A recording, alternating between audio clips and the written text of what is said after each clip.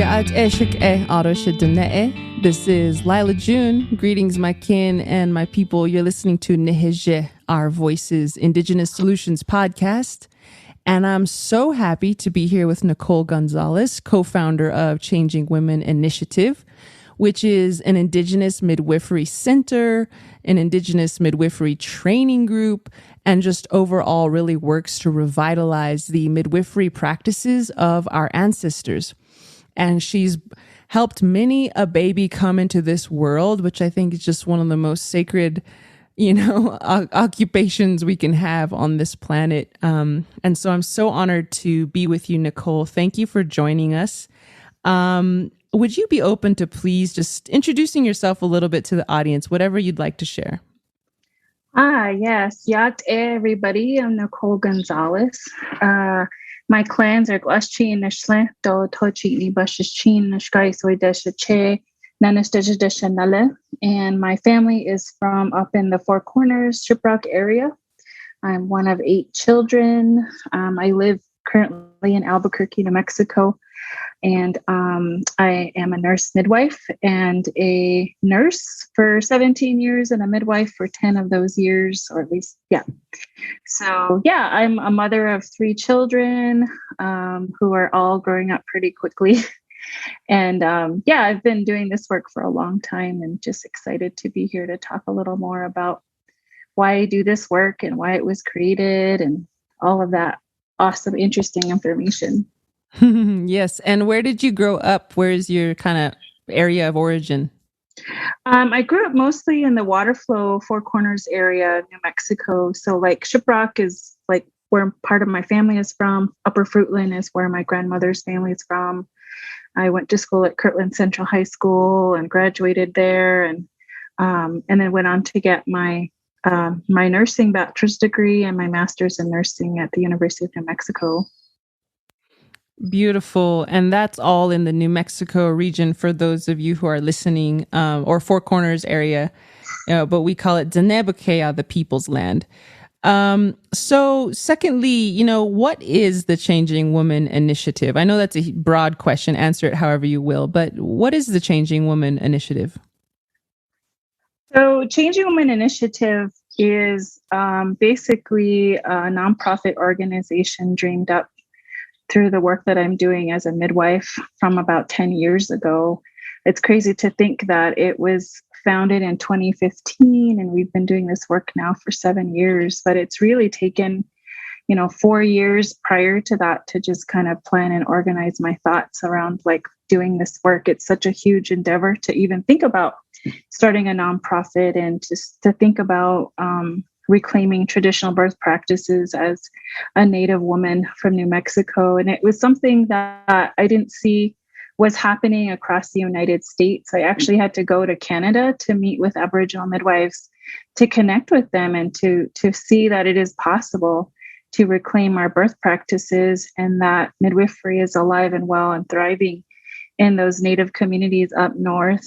And that really inspired me to be like, hey, we can do this in the US. And the women here are not aware of what they're missing out in regards to their birthing experiences. And, some of the stories passed on through my grandmother and my mom and my aunts was like, yeah, you go to the hospital and they don't treat you well. You're expected to be mistreated in that setting. So there's a lot of stories around fear and mistreatment in a hospital setting because many of our women birth at the Indian Health Services. And so there's a lot of stories of like white nurses getting after my aunts and family members for being pregnant and telling them to like shut up and be quiet, that they got themselves into this problem and this place of pregnancy. And it wasn't until I became a midwife that it was like, oh, it's possible for us women to actually have very positive and empowering birth experiences, and that women from other communities, specifically white women, were having these kind of experiences and they were choosing to birth at home, and that they just had a very different perspective about what their body was capable of around childbirth. And I wanted to bring those experiences back for our Native women. And I definitely had to think about like how to do that, right? We all know the nonprofit model is not the most friendly business model to carry any type of endeavor out. But unfortunately, the capacity that I envisioned for the organization and what we were going to do really required that kind of a pathway, especially when it comes to fundraising and services, just because, healthcare is expensive. And that was one of the main reasons that Native women were not choosing birth in the home setting or in a hogan, because it was expensive for a midwife to attend their birth. Like it's probably $4,000 to $6,000 for that to happen. And if they don't have insurance that covers that, then it's out of their reach.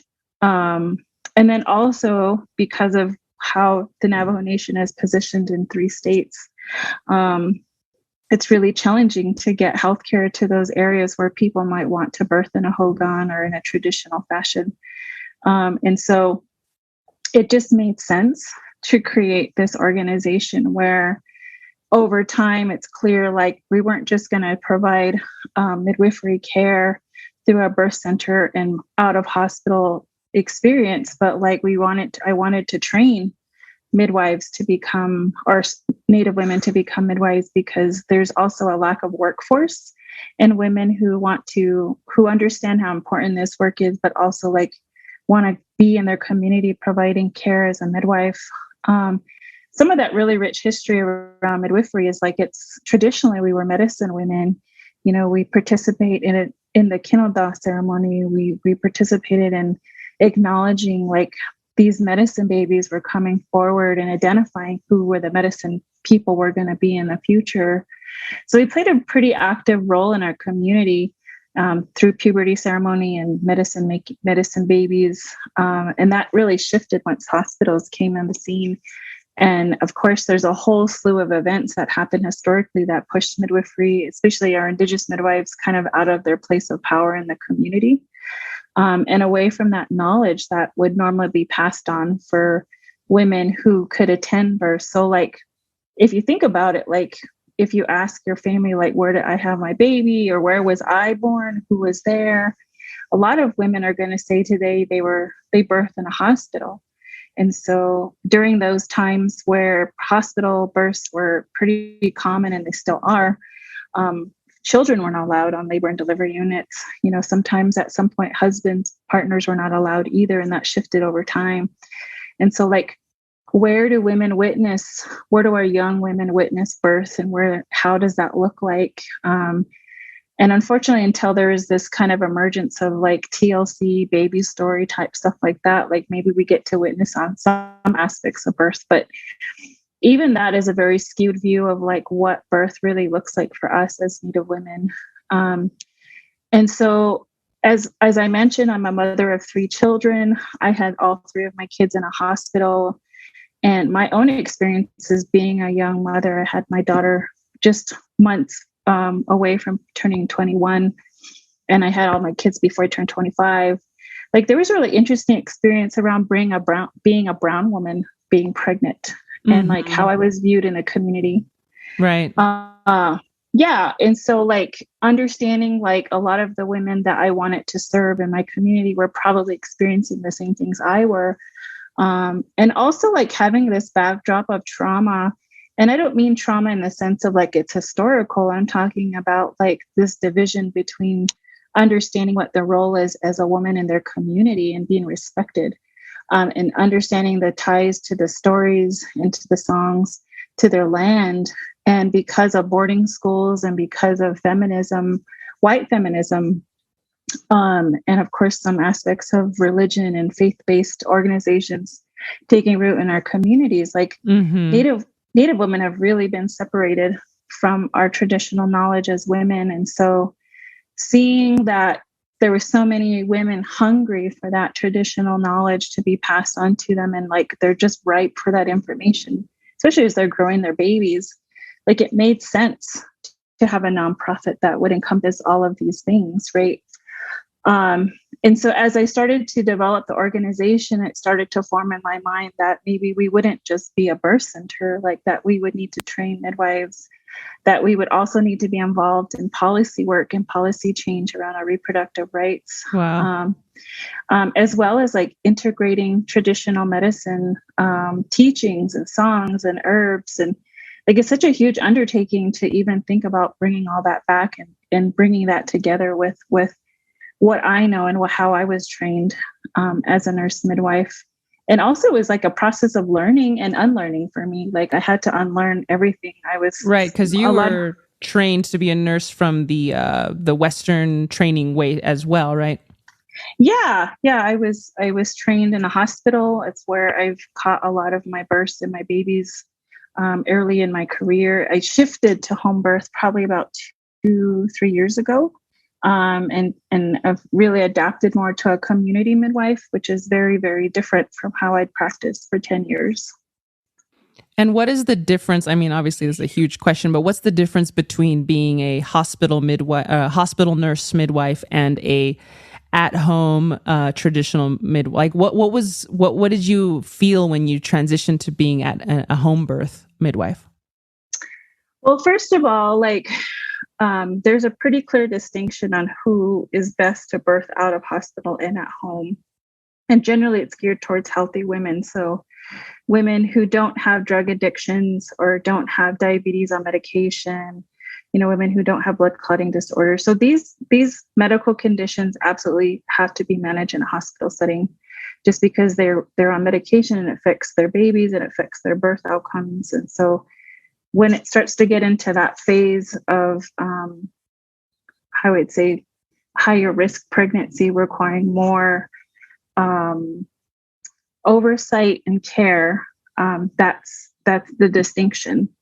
But for the home birth setting, because again, women are healthy, and the healthiness, and in a sense of like they're knowledgeable about birth, they're knowledgeable about what they want, they have the skills and the language to advocate for themselves and what they want, as well as having a pretty clear vision of how they want their birth to go. Like that is very different than a hospital setting. And also women who choose to birth at home are fairly good at communicating what their needs are. And so decision making is through joint. We're in a relationship. We're making choices and decisions together. I'm not telling them what to do. I'm giving them information and options to make some decisions about their body and their birth, knowing that I'm going to be in their house and I'm in their home and I'm their guest, and I'm not, dictating how things are going to go. Like we've had this 9 months to have dialogue and relationship building as to how I can best support their birth experience in their home. Whereas hospital birth, like there is not a lot of planning like that. You go to the hospital, you sign documents saying that, if things go wrong, like you're giving over some level of power to the doctor or midwife to make the decisions for you on what to do next. And so there's very little a role that women might play in their birth experience, because the expectation is like it's somebody else's responsibility to take care of them in a hospital. I would say that's the biggest difference I've noticed, as well as the language. When you're in a hospital setting, we call women patients, like they're sick. When you're in a home setting, like you might call them my client because they've hired you to be their midwife. And even that term doesn't sit well with me. I mean, I prefer first names and like families are my people. I don't think there's the best terminology when it comes to like taking care of and also like defining and explaining that relationship you have with families. Like you definitely have a deep connection to the families you work with in a home setting. The other big piece is accountability. So if something terrible happens in the hospital setting, maybe the outcome was not expected for the baby and they have to be in the NICU longer, or maybe, I don't know, there's a process within the hospital where they evaluate decisions and everybody who is involved in that experience comes together and they talk about it. And it's contained in the hospital setting, and maybe a practice might change, or like, something usually changes if something like that happens. In a home setting, like if something adverse happens, like, she has a hemorrhage or, something like of that nature, obviously she has to be transferred to the hospital. But like the accountability piece is like the community holds you accountable. So if so and so is saying, well, that midwife just went in there and pulled that baby out and it felt very traumatizing to witness that, like that auntie or that person might go to the family and be like, I was horrified by what I saw and I don't know if I trust this midwife. And so that word of mouth gets transferred to everybody. And so Right. that's a very different setting. Mm-hmm. And so my often my word of advice for families is like, make sure who's ever at the birth is someone you trust, that they're involved and like they agree and are supportive of what you're planning to do. And also we usually have a planning meeting prior to the birth so that we can talk to everyone about who's doing what. And if we create an emergency plan, we have, there's a communication of like who's doing what, which is super important. And we have the opportunity to talk about like what kind of skills that we have and what do we bring to birth. So it diffuses a little bit of that fear, which a lot of people have about birthing at home or in a traditional hogan further from the hospital. Right. And what is the difference between, because there's a lot of midwives that are not Indigenous, right? Or midwife centers that are not Indigenous, which are still wonderful and they do amazing work. But what would you say is the difference between a midwifery center and an Indigenous midwifery center? I would say, yeah, you're right. Every center, birth center, midwifery model is a bit different because it's based on who you're serving and why you're serving them. And so obviously, Changing Women Initiative is focused on serving Medicaid, low income, uninsured, Native Indigenous folks, right? And that they live in urban and rural communities. And already, serving that community means we have to be flexible. It means that we need extra funding to pay for services that grants won't pay for. It means that family involvement is a priority, that ceremony is a priority, that transportation is going to be an issue for families, that we are fully aware that trauma is going to play a role in our care. And so we have to tailor our language and even our consent forms to incorporate language that is trauma informed, but also in a consent way. Right. And so because we know we're serving a specific population, everything is tailored to serve that population, right? And we have to be ready to flex or to change or to make an adjustment if things are happening in the community. So for example, COVID, right, is this big pandemic that happened. And we had to really accommodate and change our practices in a sense of like, a lot of the Pueblo communities closed their borders to non-Native people. So we had to get documentation and approval from the council to be in their territory. And also like making sure that our staff is COVID vaccinated because that was a requirement of the tribes that we were serving. And we had to honor their sovereignty. And so that's different. You're right. Like that's not what other midwifery clinics might be doing. There are other midwife practices that are maybe tailoring more to like a boutique style, right? Women who it looks like a spa and there's all these classes like yoga and counseling and breastfeeding and they're required to come to these appointments. And these women that they're serving might or have insurance. They all have transportation. Maybe they all have an involved partner. They all have college degrees of some sort. They have access to clean water. They have access to food every week. And so that is a very different group of people that you would expect to have good outcomes for birth because they have all of their basic needs met already. And so what makes ours a little different in an Indigenous sense of like, we already know our communities are limited in some of these areas. And so that's where we're trying to provide service and care in a dynamic way so that we're meeting their needs the best we can, knowing that these basic things are not being met.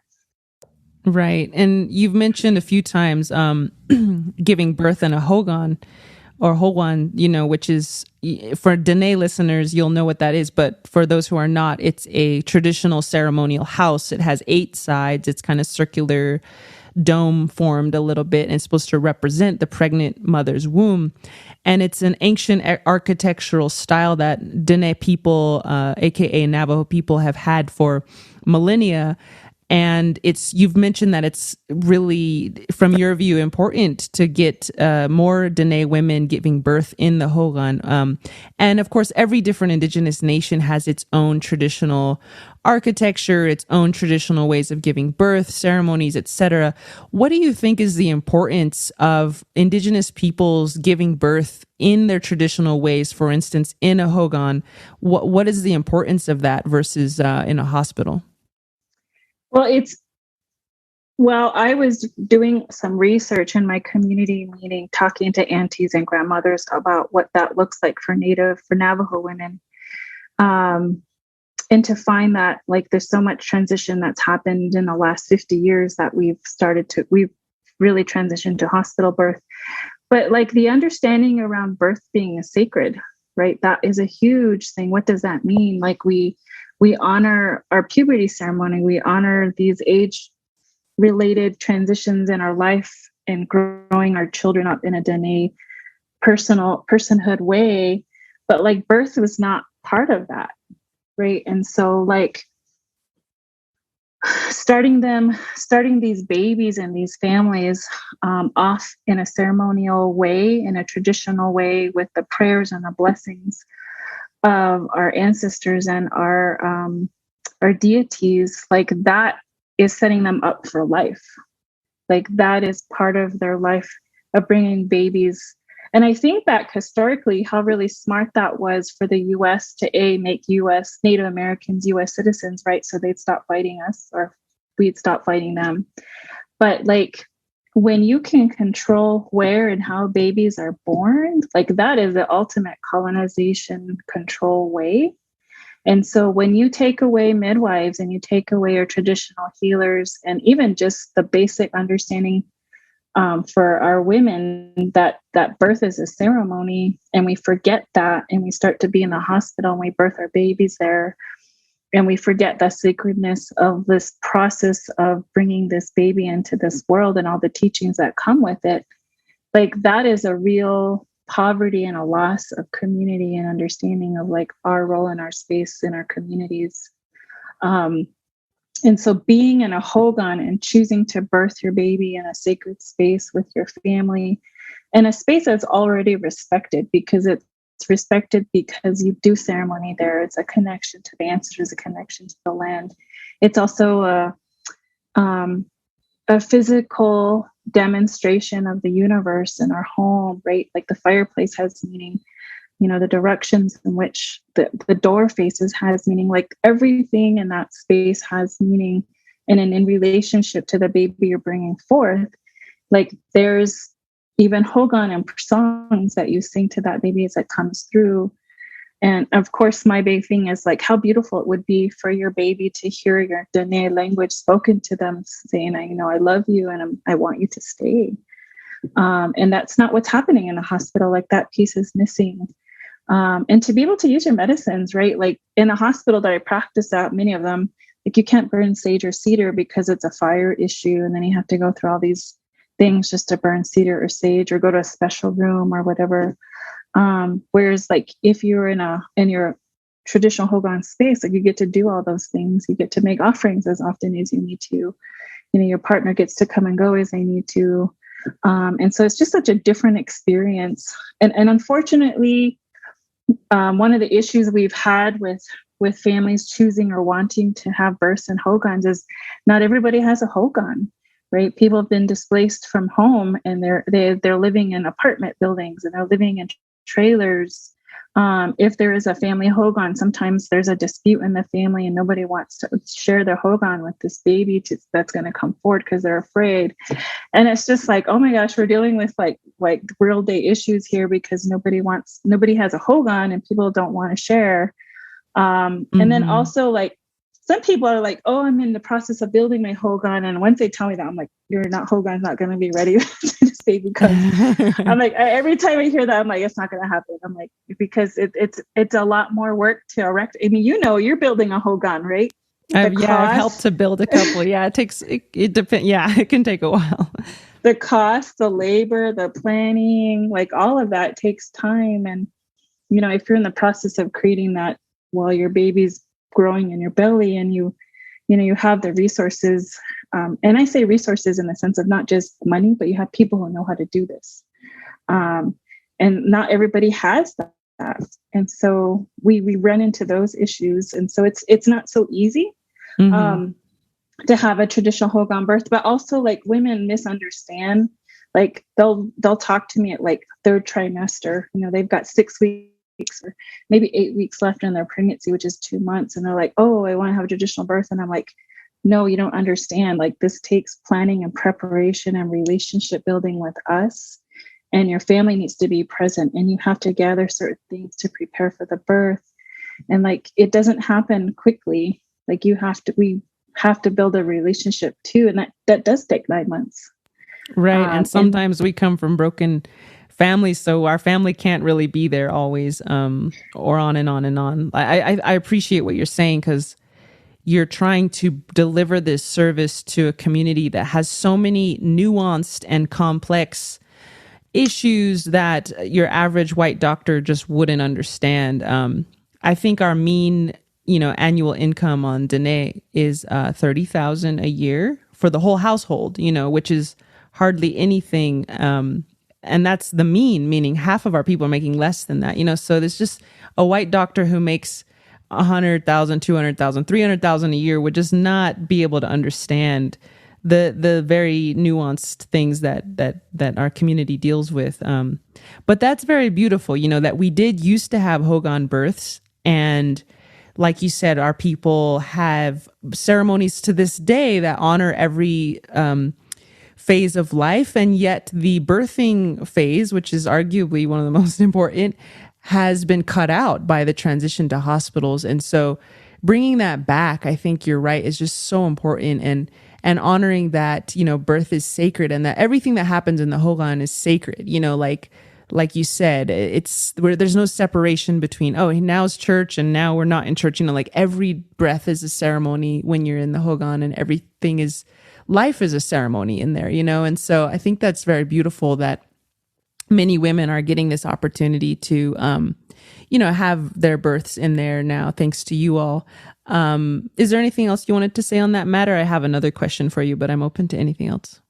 Yeah, I think the other thing about the hogan is the unspoken protocol of respect, right? You respect the space, you respect each other. Like you don't go in there treating each other not right? You're not fighting with your partner, you're not fighting with your mom.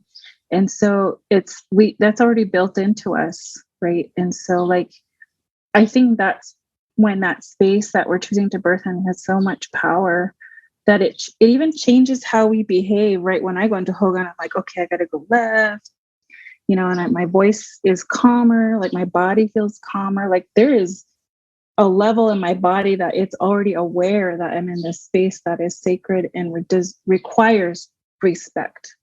And so like everybody has that understanding when they're there. And so that is also the role of being in that space. And you don't get that in the hospital setting. Right. So how many babies do you think Changing Woman Initiative has helped to bring into the world? And what percentage of those have been home births, do you think? So I would say about 50 so far. I transitioned from hospital to home birth in 2019. And that first year I didn't see very many women, and we were slowly like increasing our numbers. We don't have a birth center yet. We have a birth room, which is perfect for families who have multi people living in their house, or have transitional housing, or live far away and would feel safer being closer to the hospital. And it's been used that way. So the majority of births are either in a hogan or someone's home, which is actually going very well. There are, I would say, maybe 4 or 5, I don't know, maybe 10 of those births had to be transitioned to the hospital for birth, just because there are specific parameters in place by state law that we have to transfer if their water is broken for more than 24 hours. There's certain things that we have to also abide by still. Right. That is so cool. I'm so proud of you all. And it's so exciting that in your first 7 years of operation, you've been able to deliver that many beautiful babies into the world in a traditional in a traditional manner that honors who we are as Indigenous people. So we're almost done here. We're almost going to wrap up. I just have a couple more questions. I was born in an IHS, Indian Health Service hospital in Santa Fe, because it's free, I think, for my mom at the time. And she really wanted to have a very specific kind of birth. She went in ahead of time. She gave them this whole note about how she wanted it. They said, okay. And then when the day came, they like forgot the letter or something, or like none of the nurses or doctors were informed. And anyways, it was this whole fiasco, right? And so I was just wondering, you used to work in the IHS clinics. How did that inform your journey to becoming a midwife? Or anything else you want to share about your personal journey to creating Changing Woman initiative? I think I worked in Indian Health Services in Santa Fe for about 2 years because they paid for part of my nursing education, so I had to work for them. And I actually worked on their med-surg floor more than I did in their labor delivery because that was closing at the time. I would say that was a big transformative and monumental change for me because I witnessed Native women's experiences be their requests not honored. Like I would hear some of them ask for pain medicine and they would be like, well, the midwife told me to walk or she told me to do this. And then it was too late for me to get what I wanted. And I understand, like midwives, we really support natural normal birth. But if a woman's asking for pain medicine at any point in her birthing experience, that should be honored regardless of our own views and perspectives. And I also witnessed like there was two conversations happening, like, IHS providers and midwives were pretty kind of patting themselves on their back for such a good job that we're doing. But then I was going back to my community. At the time I lived in San Ildefonso Pueblo with my former partner. And the conversations that was happening with women was like, I wanted pain medicine and they just detoured me and I didn't like that. Or I didn't feel like my birth was honored because maybe they didn't feel like they could advocate for what they wanted in their births. And so that was a problem that I witnessed in the conferences I went through too as a midwife student, like hearing again this other conversation happening with white doctors and midwives who serve Native communities around, like kind of, again, patting themselves on the back for doing such a good job, even though like our maternal mortality rates are really high or breastfeeding rates are really low after 3 months. Like there's like specific data that is showing like there's something wrong still and it's not being fixed. And nobody seemed interested in trying to address the issues. They just had they seemed very interested in like just saying that this is a problem and nobody wanted to like fix it. And so like working at IHS for me was just a big, like an eye opener for me of like how much of a problem we had, and the lack of agency that Native women have in their childbirth experiences, right? They just have all this trust for the medical community to make choices for them. And I'm like, no, they're not making good choices for you. And in fact, they're not even giving you all your options. Right. And I think that there's this huge national conversation in the mainstream culture that says, oh, well, it's so sad that we abuse Native Americans, but hey, they get free healthcare and they have casino money and blah, blah, blah. When, I've never seen a casino check in my life. I'm 32 years old. And the healthcare, quote unquote, healthcare we are getting is so egregious. And like you said, the mortality rates among birthing women in Indian Health Service is astronomical. And yeah, I just remember you sharing that at Heart of Her Nation conference, with Seventh Generation Fund, and just sharing like your experience working there is really pivotal for you. And I'm really grateful that sadly you had that experience, but you saw, what our women go through, what our people go through on a day-to-day basis in these clinics that are free. So we all go to them, but how are we treated in there? And it's like, it's this weird power dynamic that's like, well, you're getting it for free. So just be grateful for what you get, and it's, of course, we're treated very poorly. But on a more positive note, what do you envision for Indigenous midwifery in the year, say, 2035, 10, 12, 13 years from now? What do you hope to see going on with Indigenous midwifery? I think what's been really awesome to see, even from when I started doing this work 10 years ago, and the conversation around Indigenous midwifery was not really happening.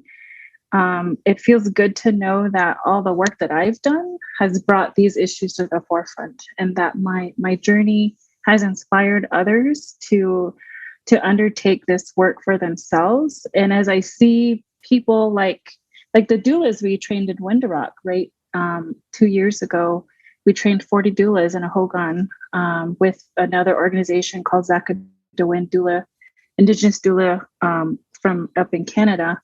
And like 5 or 6 of those doulas right now have a collective in the Gallup Windarok area. And we work with them now, and they attend births with us.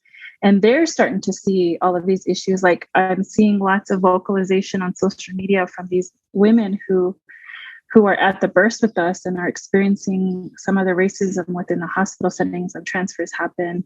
They're seeing a lack of support from the community. They're seeing, WIC programs not providing breast pumps to women like they're supposed to, and they're becoming very vocal about what they're seeing. And so that, to me, is like that wave of change that I hope to create with starting Changing Initiative. Like, it's happening.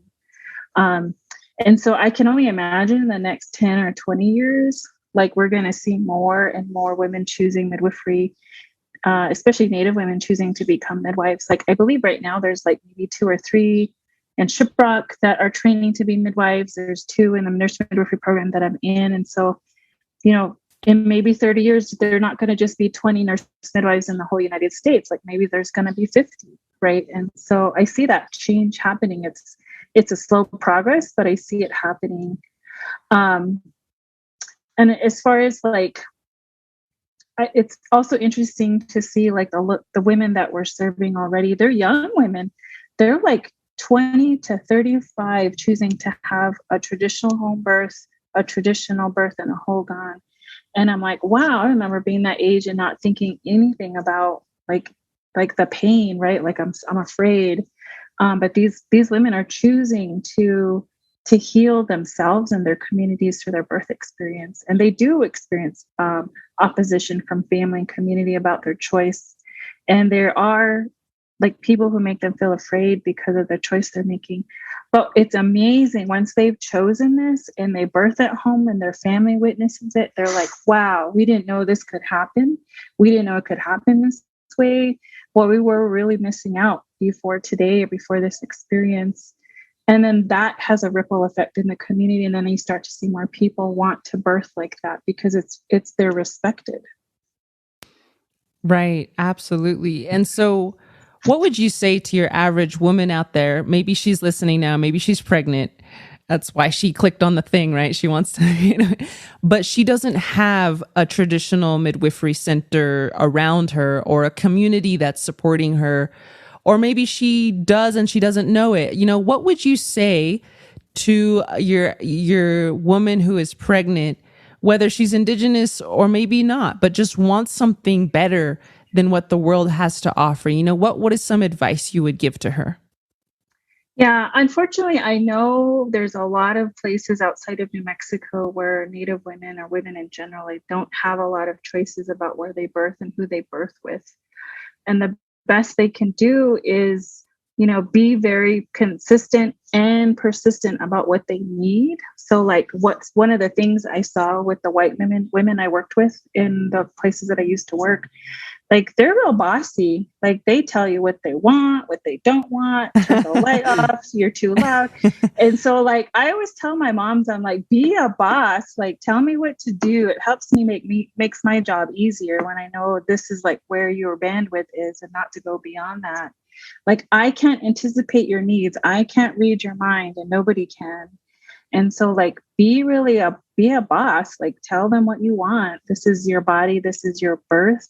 And also like that birthing space, whether it's a hogan or especially if it's in a hospital setting, like, that is your space as long as you're in there. And you do have a choice on who comes in and how loud it is, and if it doesn't smell like a normal safe place to have your baby. Like, you can change those things.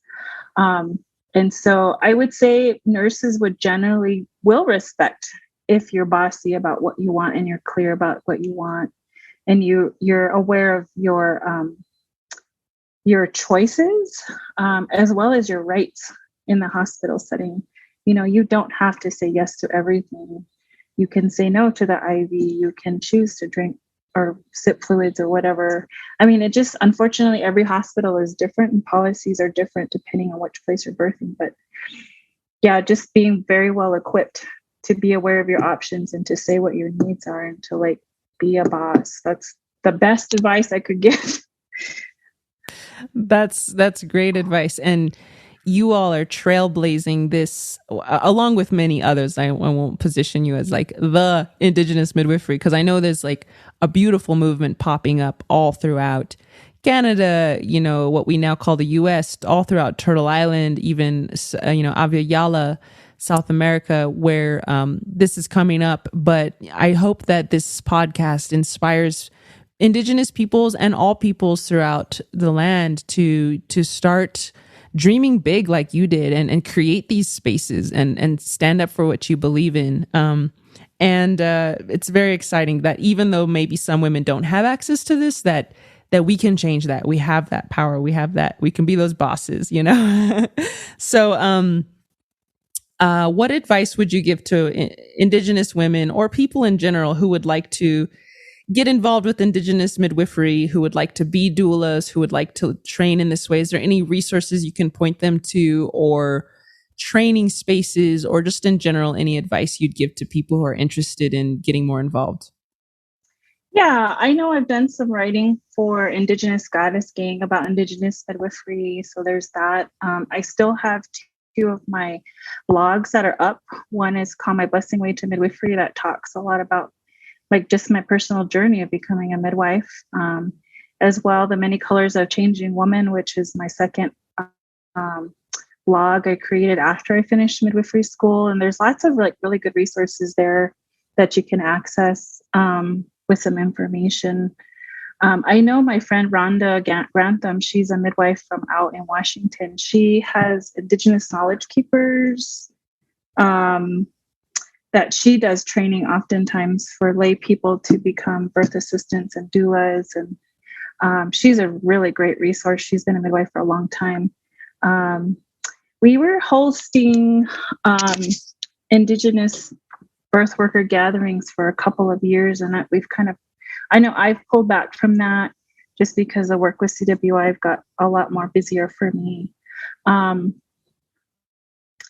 I have to be honest, like doing this work, I know it's inspiring, and like I know I'm a trailblazer, but like it's really hard. I just got divorced of a 20-year marriage. I've had to relocate to Albuquerque because that's where we chose to serve people and be closer to the reservations. There's a lot that I dictate and make decisions around my personal life. That is because Changing Women Initiative is the center. And I think, it's taken me 10 years to become a midwife. And every decision I made in that process of becoming a midwife, and the knowledge I learned from my community and everything I read, and the beautiful medicine people like Rhonda, like Rita Gilmore, who has shared birthing knowledge with me. Like, it's taken that long to do this and to learn this for myself. And so I don't know if the average person can do it. I think anybody who's going to choose to do something for their community, whether it's starting a birth center, a nonprofit, like it's a huge sacrifice on a personal level. And I think it's important for anybody doing this work to surround yourself with like very positive, supportive women who are invested in your elevation into your leadership role. Because too often, I think in my path to doing what I'm doing and where I'm at now is I wasn't surrounded with good people. I didn't have women around me who wanted good things for me. A lot of times people's come to you because they see you doing big things and they want to take from you, and they want to take what you've created for their own, or they benefit somehow from your hard work. And I think that's fine if you're okay with that exchange. But I think for anybody who, like you, Lila, doing this work when you're out in front, and sometimes not by your choice, but because the work demands for you to be in front and to be a voice, you become a target, and it doesn't feel good. And so I believe like this leadership elevation process for any of us is it takes time, because I think a lot of us have this feeling of like imposter syndrome, like, why me? Am I good enough? Like, I've definitely had all those feelings. And then you get to a place of like, yeah, me, and then you start to realize like all the amazing things that you've done that have gotten to where you're at. And it's like, yes, I am proud of what I've done. I'm allowed to take up space. My voice does make change. I have done big things. I'm allowed to be this awesome, amazing person doing this work. And like, I'm not gonna, how do I say, make myself smaller because it makes other people uncomfortable. And so that just takes time, I think, for anybody wanting to do things in their community. And, unfortunately, lateral violence is a big thing in our Native women spaces, and it's painful and harmful. And I know we've all experienced it on different levels. And so, like, I think my message for anybody, seeing me do big things, like, it's come at a cost. And if you're going to do big things, it's going to come at a cost for you too. But yeah, like, say your prayers. Like, that's really what's gotten me to this place, is like my family says prayers. We have prayers done for the organization. Like, there's a deep spiritual root in who I am as a person that's grounded me and continues to ground me, especially as the challenges continue to come up with like the organizational growth and who's going to be a part of that. And I think it's really important to like set some really clear values of like how you want to work and how you want to work in relationship with people. Because you can't assume everybody comes from the same place that you do and carries the same values of like being compassionate, right? Like, that's such a basic thing, but that's something we don't do for each other, especially when we're in working groups. And so like being very clear, like, this is how I want to work in relationship with other women and those that you're in close relationship. If you're building a collective and moving the work forward, like, you really have to just be solid in yourself, have some very clear values that you're going to navigate from, and just have some really good like communication boundaries of like what's acceptable and what isn't.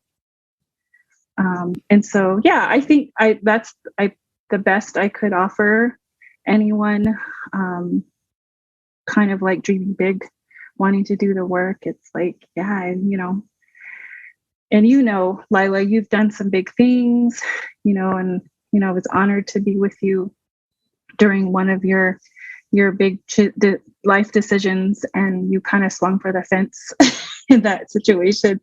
And like, I think it's important, and for me to support you in that space, like, I needed you to know that I got you. Like, I'm not going anywhere. I'm here. You need me in the middle of the night. Like, that's where I am. And like, that's the kind of relationships that we need to have with each other if we're going to create and be innovative in the work that we're doing. Totally. And for those who don't know, Nicolle was my nurse when I did a 7-day fast when I ran for office, and, I wasn't eating for 7 days. So I was like, well, we should probably have someone on call. And, Nicolle very gracefully was super supportive and just brought me traditional teas, because I was drinking fluids, and oh my gosh, so supportive and helpful. And yeah, definitely became a target. If you want to become a target, run for office. That's probably but the other option is just to sit idly and never risk anything, and I don't think that's what we want to do either, And I think you're right about this lateral violence. And I just watched a beautiful presentation on lateral kindness by Sherry Mitchell, which was just so mind-blowing, right? She just talked about Indigenous communities lifting each other up as a decolonial practice. Like, how do we practice kindness as a method of decolonization. I was like, wow, that makes a lot of sense. And I think that, everyone who's out there has big dreams. It is true. Just being an Indigenous woman is being a target, much less an Indigenous woman who's going to take the risk to follow her dreams. But like I said, the alternative is just to sit and not try. And I don't think we want to do that either. And if you go out there, you get bruised, you get hit, you know what? That's going to make you more wise. And even if you make mistakes, and it causes problems, that's just a season and you will grow from that. And you get stronger. And that's why a lot of the medicine women, they say, became medicine women when they were older, when they were elders, because by that time you had really lived life. You had really been a mother. You'd love your partner unconditionally. And, even through all their antics, and you've been around the block. And so taking those swings and taking those risks is a part of our learning process as anybody, right? Especially Indigenous women.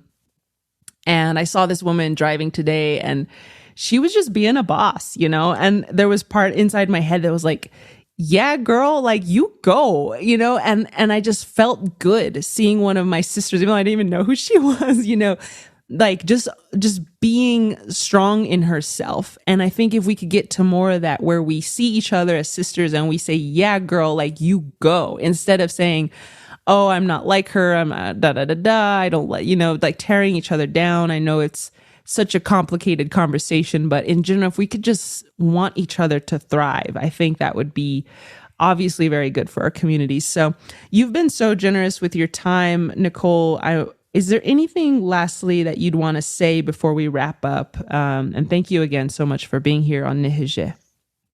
Yeah, I'm. Thank you for inviting me. I always love talking about Changing Woman Initiative and my journey, but also like every time I feel like I speak on a podcast or something public like this, like something new comes up. There's a new teaching, there's a new learning, and this development that's happening not only in myself but within the organization and the work.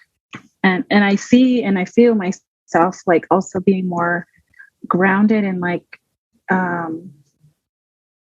I'm okay with saying like, yeah, I am leading this work. Like I have done a lot for our communities. Like Change Woman Initiative is doing amazing things. And because we have an awesome team and my board of directors is amazing. Like there's many battles we have fought within the organization quietly and privately that nobody knows about. But like these warrior women standing next to me doing this work, that it means a lot. And so thank you for giving me the opportunity to speak a little bit to that and just be really honest about like the path and the process and like things people don't see, right? Like you see this big, beautiful organization thriving, but like, you don't know what it took to get there, Yeah. And I do enjoy, I'm just one of those people who enjoys talking about process and like how decisions are made. That to me is very intriguing.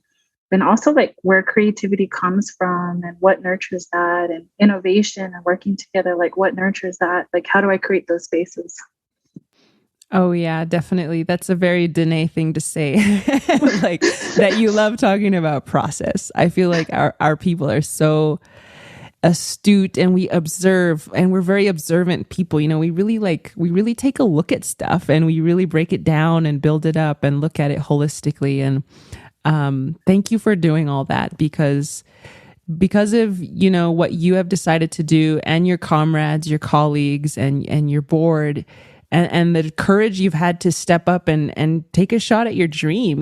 Like there's so many babies who don't have to go through what I went through, what my mother went through, and that makes it all worth it. So Nicolle Gonzales of Changing Woman Initiative, thank you all for listening. This is Nicolle, Our Voices, Indigenous Solutions podcast. And thank you, Nicolle, for being one of those Indigenous solutionaries. Yeah, thanks. Thank you.